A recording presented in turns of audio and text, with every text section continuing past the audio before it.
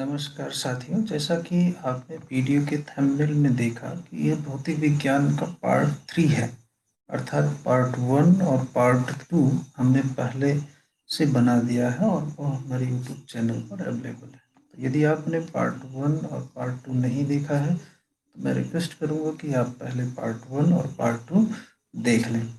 तो आज हम पार्ट 3 का डिस्कशन करेंगे, जिसमें हम क्वेश्चन नंबर 61 से आगे के क्वेश्चन का डिस्कशन करेंगे। तो पार्ट 1 और पार्ट 2 में हमने 60 क्वेश्चंस को कवर किया है।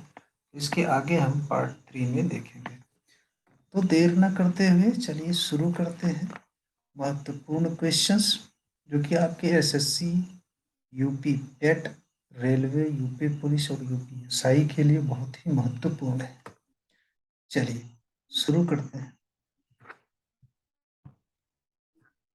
तो क्वेश्चन नंबर 61 है कि विद्युत चुंबकीय प्रेरण सिद्धांत के प्रतिपादक थे। तो विद्युत चुंबकीय प्रेरण का सिद्धांत जो है वो फैराडे ने दिया था। इस सबको पता है। देखो, इस नियम के अनुसार, देखो, विद्युत चुंबकीय प्रेरण के नियम के अनुसार क्या है कि इस नियम के अनुसार किसी बंद परिपथ में, जैसे इलेक्ट्रिसिटी का परिपथ होता है ना, उसके बंद परिपथ की बात यहाँ पे की जा रही है। तो किसी बंद परिपथ में उत्पन्न विद्युत वाहक बल, अच्छा, अर्थात विद्युत वाहक बल का मतलब होता है कि विद्युत को प्रवाहित करने वाला फोर्स जो होता है उसे विद्युत वाहक बल, मतलब विद्युत को वाहक करने वाला, है ना। उस परिपथ से होकर प्रवाहित चुंबकीय फ्लक्स के परिवर्तन की दर के बराबर होता है। तो जो उस परिपथ में चुंबकीय फ्लक्स का होता है उसके परिवर्तन दर के बराबर होता है क्या? विद्युत वाहक बल। और इस चुंबकीय प्रेरण के नियम को प्रतिपादित किया था किसने? फैराडे ने। ठीक है, तो ये क्वेश्चन नंबर 61 हो गया। क्वेश्चन नंबर 62 की ओर देखते हैं कि स्वतंत्र रूप से लटका चुंबक किस दिशा में स्थित रहता है। अगर हम किसी चुंबक को स्वतंत्र रूप से लटका दें तो आप देखेंगे कि वह उत्तर और दक्षिण दिशा में स्थित हो जाता है। उसकी दिशा क्या हो जाएगी? उत्तर और दक्षिण हो जाएगी। इस प्रकार से क्वेश्चन नंबर 62 का सही आंसर क्या होगा?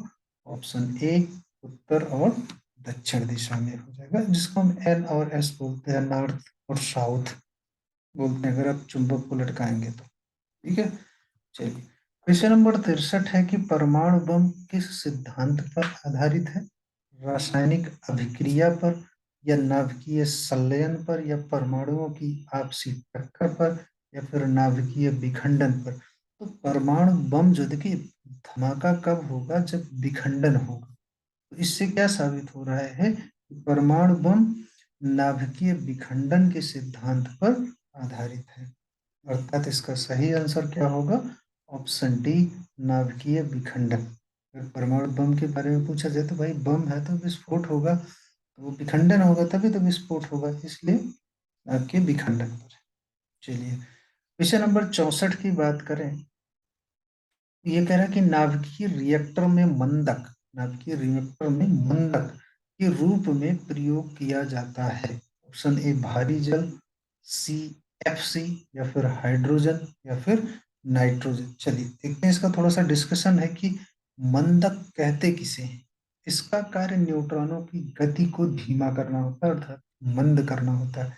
नाभिकीय रिएक्टर में न्यूट्रॉन जब गति करते हैं तो उनकी गति को कम करने के लिए उसमें मंदक का प्रयोग किया जाता है, जिसके लिए भारी जल, ग्रेफाइट अथवा बेरिलियम ऑक्साइड प्रयुक्त किए जाते हैं। भारी जल सबसे अच्छा मंदक है। भारी जल क्या है? सबसे अच्छा मंदक है। तो नाभिकीय रिएक्टर में भारी जल को एज ए मंदक यूज किया जाता है, एज ए मॉडरेटर यूज किया जाता है। तो इसका सही आंसर होगा ऑप्शन ए, भारी जल। ठीक है, चलिए। क्वेश्चन नंबर 65 है कि नाभिकीय रिएक्टर में नियंत्रक के रूप में प्रयोग किया जाता है। अभी देखा, हमने देखा पिछले क्वेश्चन में हमने देखा कि मंदक के रूप में क्या प्रयोग किया जाता है। तो मंदक के रूप में भारी जल का प्रयोग होता है। नाभिकीय रिएक्टर में नियंत्रक के रूप में किसका प्रयोग होता है? तो नियंत्रक के रूप में कैडमियम क्षण का प्रयोग होता है। देखिए, रिएक्टर में विखंडन की गति पर नियंत्रण करना आवश्यक है, ठीक है, तो उसके लिए मंदक है। इसके लिए कैडमियम की छड़ें प्रयुक्त की जाती हैं। रिएक्टर में इन छड़ों को रखकर आवश्यकता अनुसार अंदर बाहर खिसका कर विखंडन की गति कम अथवा अधिक की जाती है। ठीक है, तो इसमें कैडमियम की छड़ का प्रयोग किया जाता है, इसलिए ऑप्शन बी कैडमियम की छड़ इसका सही आंसर होगा। क्वेश्चन नंबर 66 की ओर बढ़ते हैं। तो क्वेश्चन नंबर 66 क्या कह रहा है कि सूर्य एवं तारों से प्राप्त ऊर्जा एवं प्रकाश का स्रोत है। सूर्य एवं तारों से प्राप्त ऊर्जा क्या है? नाभिकीय विखंडन है, इसमें कोई धमाका होता है? नहीं होता है। नाभिकीय संलयन है, वर्ण विक्षेपण है, या फिर विकिरण है? तो देखिए यहाँ पे ऊर्जा प्राप्त हो रही है तो संलयन होगा तभी ऊर्जा प्राप्त होगी, इसलिए इसका ऑप्शन बी नाभिकीय संलयन जो है ये सही आंसर होगा। ठीक है, चलिए क्वेश्चन नंबर 67। सूर्य बना हुआ है। आपने सूर्य, रोज आप देखते हैं सूर्य को तो आपको पता है कि सूर्य किस चीज से बना हुआ है। वो हाइड्रोजन से बना है, फिर हीलियम से बना है, या फिर कार्बन से बना हुआ है, या फिर ए एवं बी दोनों से, अर्थात हाइड्रोजन या फिर हाइड्रोजन और हीलियम दोनों से। तो सूर्य में हाइड्रोजन और हीलियम दोनों से मिलकर ये बना हुआ है, अर्थात ऑप्शन नंबर डी ए एवं बी सी। ठीक है, चलिए क्वेश्चन नंबर 68 की बात करें तो कह रहा है कि नाभिकीय रिएक्टर सबसे पहले किसने बनाया था? नाभिकीय रिएक्टर जो है सबसे पहले किसने बनाया था? रदरफोर्ड ने, हेनरी बेकुरल ने, या फिर फर्मी ने, या फिर ऑटो हान ने? तो नाभिकीय रिएक्टर की अगर बात करें तो नाभिकीय रिएक्टर को सबसे पहले फर्मी ने बनाया था, इसलिए इसका answer option number C Fermi हो जाएगा। क्वेश्चन नंबर 69 कह रहा है कि वायुमंडल की आर्द्रता मापने वाला यंत्र है। वायुमंडल की आर्द्रता का मतलब होता है कि वायुमंडल की नमी को नापने वाला यंत्र कौन सा है? हाइड्रोमीटर, हाइग्रोमीटर, या फिर ग्रेविमीटर, या फिर मैनोमीटर? तो जो आर्द्रता को मापता है उसको हम हाइग्रोमीटर कहते हैं। ठीक है, आर्द्रता को मापने वाले यंत्र को हाइग्रोमीटर कहते हैं। किसकी आर्द्रता? वायु की आर्द्रता। क्वेश्चन नंबर 70 है कि विद्युत धारा को मापने के लिए प्रयुक्त किया जाता है। तो विद्युत धारा को मापने के लिए अमीटर का प्रयोग होता है। ट्रांसफार्मर, एम्पीयर या वोल्ट मीटर जो है वोल्टेज को नापता है, लेकिन विद्युत धारा जो है, विद्युत धारा को मापने के लिए कौन सा यंत्र प्रयोग किया जाता है? वो अमीटर का प्रयोग किया जाता है। ठीक है, चलिए तो इसका ऑप्शन नंबर ए सही है, अमीटर। क्वेश्चन नंबर 71 कह रहा है कि विद्युत परिपथ में फ्यूज कार्य करता है। आपने फ्यूज का नाम सुना होगा कि फ्यूज लगा हुआ है, तो उसका कार्य क्या होता है? फ्यूज क्यों लगा होता है विद्युत परिपथ में? अर्थात घरों में भी आपने देखा होगा कि यहाँ पे फ्यूज लगा है और कहते हैं क्या फ्यूज इसका खराब हो गया इसलिए घर में लाइट नहीं जा रही है। तो फ्यूज किसका कार्य करता है? फ्यूज क्या कार्य करता है और क्यों लगाया जाता है? तो विद्युत धारा को कम या ज्यादा करता है। क्या आपको लगता है कि फ्यूज विद्युत धारा को कम या ज्यादा करता है? नहीं, ऑप्शन ए गलत है। विद्युत परिपथ की रक्षा करता है। बिल्कुल सही है, विद्युत परिपथ की रक्षा करता है। फ्यूज कब खराब होता है? जब लाइट अचानक से तेज होती है तो फ्यूज जो है वहां से लाइट को कट कर देता है, अर्थात फ्यूज जल जाता है तो परिपथ जो है वो ब्रेक हो जाता है, जिससे वो आगे का परिपथ जो है वो सुरक्षित रहता है। तो इस प्रकार से हम कह सकते हैं कि फ्यूज का कार्य विद्युत परिपथ की रक्षा करना होता है। विभवांतर का नियंत्रण करना बिल्कुल गलत है, उपरोक्त सभी बिल्कुल गलत है। तो सही आंसर है ऑप्शन बी विद्युत परिपथ की रक्षा करना, अर्थात फ्यूज का काम होता है विद्युत परिपथ की रक्षा करना। चलिए क्वेश्चन नंबर 72 है, उगता एवं डूबता सूर्य लाल प्रतीत होता है क्यों? लाल रंग का प्रकीर्णन सबसे अधिक होता है, लाल रंग का प्रकीर्णन सबसे कम होता है, उगते एवं डूबते सूर्य का ताप सबसे अधिक होता है, उपरोक्त में से कोई नहीं। तो इसका सही आंसर होगा कि लाल रंग का प्रकीर्णन जो है वो सबसे कम होता है, इसलिए सूर्य जो है वो दूर से लाल ही दिखाई देता है, उसके बाकी रंग नहीं दिखाई देते हैं। बाकी रंग का प्रकीर्णन जो है वो अधिक होता है। लाल रंग का प्रकीर्णन जो है वो कम होता है। तो बैगनी रंग का प्रकीर्णन सबसे अधिक होता है। हमने पार्ट 2 में देखा था किस रंग का प्रकीर्णन सबसे अधिक होता है, वो बैगनी रंग का। चलिए, क्वेश्चन नंबर 73 है जो दर्पण से है कि दो समतल दर्पण है, दो समतल दर्पण एक दूसरे से 90 डिग्री के कोण पर झुके हुए हैं। एक दूसरे से कितने अंश की कोण बना रहे हैं?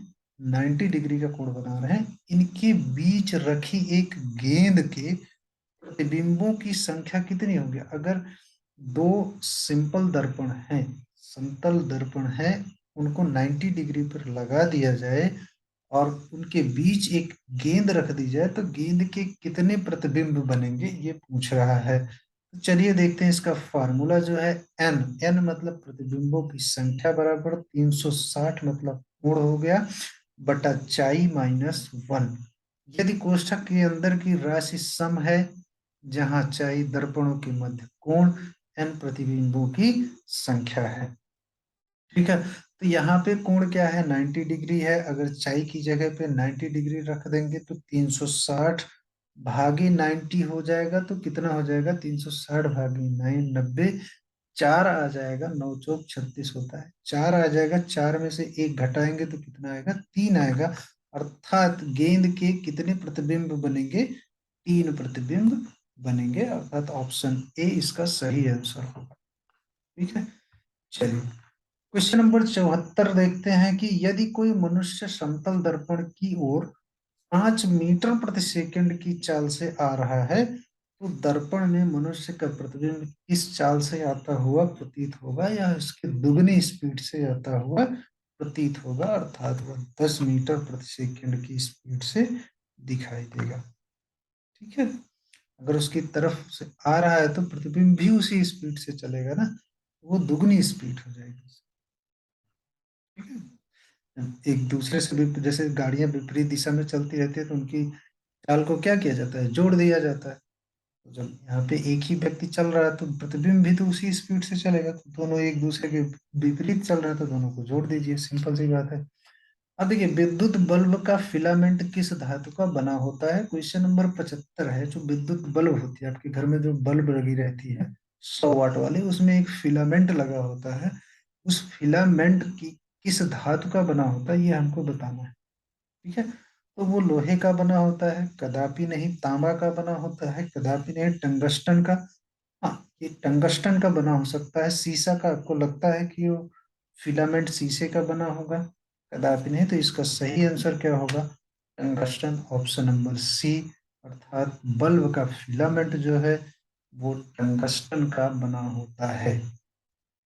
क्वेश्चन नंबर 76 आपके सामने है कि अधिक ऊंचाई पर चढ़ता हुआ व्यक्ति आगे की ओर क्यों झुक जाता है? जैसे आप सीढ़ियां चढ़ते हैं तो आप सीधे नहीं रहते हैं, आप झुक जाते हैं। तो फिजिक्स के अनुसार व्यक्ति क्यों झुक जाता है? उसका कारण क्या है? थकान के कारण? क्या आप थक जाते हैं तब झुक झुक झुक जाते हैं? गलत है। गति बढ़ाने के लिए? क्या आप तेजी से चढ़ने के लिए झुक जाते हैं? ये भी गलत है। स्थायित्व बढ़ाने के लिए? ये सही है। अगर आप झुक कर नहीं चढ़ेंगे तो आपके गिरने की संभावना अधिक हो जाएगी।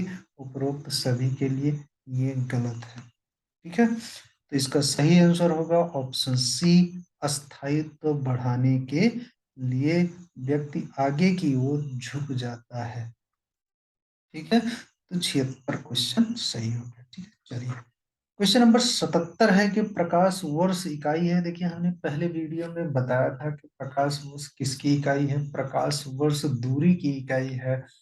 प्रकाश निर्वात में एक वर्ष में जितनी दूरी तय करता है उसे हम एक प्रकाश वर्ष कहते हैं। अर्थात प्रकाश वर्ष जो है वो दूरी का मात्रक है। तो इस प्रकार से ऑप्शन बी इसका सही आंसर होगा। क्वेश्चन नंबर 78 है कि पानी से भरे गिलास में एक बर्फ का टुकड़ा तैर रहा है। एक गिलास है जिसमें पानी भरा हुआ है और उसमें एक बर्फ का टुकड़ा टुकड़ा डाल दिया जाता है जो तैर रहा है। बर्फ के पिघल जाने पर पानी का तल होगा। अब गिलास जो है पानी से भरा हुआ है और उसमें हमने बर्फ का टुकड़ा डाल दिया और वो बर्फ का टुकड़ा तैर रहा है, धीरे धीरे क्या होगा, वो बर्फ का टुकड़ा पिघल जाएगा, जो पानी में मिल जाएगा। तो उस केस में क्या होगा कि पानी का जो तल है, जो लेवल है, वो क्या होगा, बढ़ेगा, घटेगा, या फिर अपरिवर्तित रहेगा, या पहले बढ़ेगा फिर घटेगा। तो हम बता देते हैं कि पानी के अणुओं के बीच में कुछ जगह होती है, जिन जगहों को बर्फ के अणु जो है वो ऑक्युपाई कर लेंगे, वो उसी के स्थान को ले लेंगे, तो पानी का स्तर जो है वो अपरिवर्तित रहेगा, वो बढ़ेगा नहीं। ठीक है, तो इस प्रकार से क्या होगा, अपरिवर्तित रहेगा। चलिए, क्वेश्चन नंबर 79 कह रहा है कि स्वतः चालित गाड़ियों में लगे हुए ब्रेक में किस प्रकार की व्यवस्था होती है। स्वचालित गाड़ियों में, ठीक है, किस प्रकार की ब्रेक लगी होती है, ये पूछ रहा है। तो हाइड्रोलिक ब्रेक होती है, इलेक्ट्रोमैग्नेटिक ब्रेक होती है, टर्बो ब्रेक होती है, या गियर ब्रेक होती है। तो इसका सिंपल से देखो, गियर और टर्बो तो हो ही नहीं सकता। इलेक्ट्रोमैग्नेटिक में भी आप कह नहीं सकते कि इलेक्ट्रोमैग्नेटिक ब्रेक लगा होगा। तो हाइड्रोलिक ब्रेक का नाम सबने सुना होगा, तो स्वतः चालित गाड़ियों में हाइड्रोलिक ब्रेक लगा होता है। तो इस प्रकार से ऑप्शन ए सही आंसर है, हाइड्रोलिक। ठीक है, तो इस प्रकार से हमने कुल 79 क्वेश्चंस का डिस्कशन कर लिया है, और पार्ट 3 अब समाप्त होता है। फिजिक्स का पार्ट 3 समाप्त हो गया। और अब हम देखिए, एक पार्ट 1, पार्ट 2, पार्ट 3 तीनों को मिलाकर हमने 79 क्वेश्चंस का डिस्कशन कर लिया है। अब आपका काम है कि इन वीडियोस को बार बार देखिए, रिवीजन करिए, जितनी बार ना समझ में आए उतनी बार देखिए। ठीक है, तो thank you for watching, best of luck for your exam, please subscribe my channel. Okay, thank you guys, bye bye.